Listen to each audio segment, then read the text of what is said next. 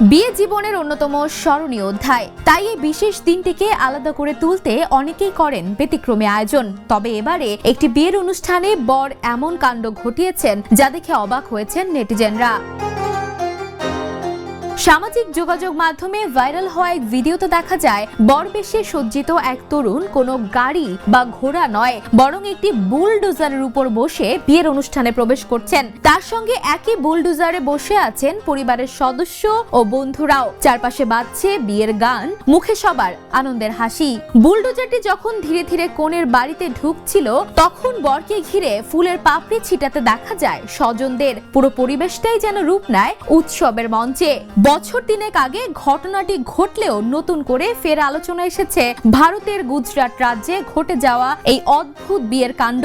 যদিও বর কনের বিস্তারিত পরিচয় এখনো প্রকাশ্যে আসেনি, তবে ভিডিওটি সামাজিক যোগাযোগ মাধ্যমে ছড়িয়ে পড়ার পর তা দ্রুত আবারও ভাইরাল বনে যায়।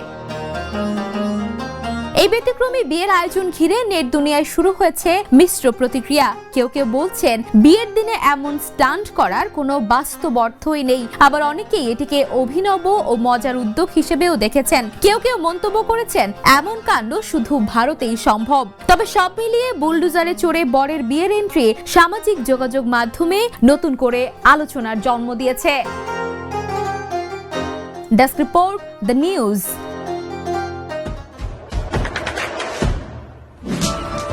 দেশে দেশে সবার সাথে দ্য নিউজ।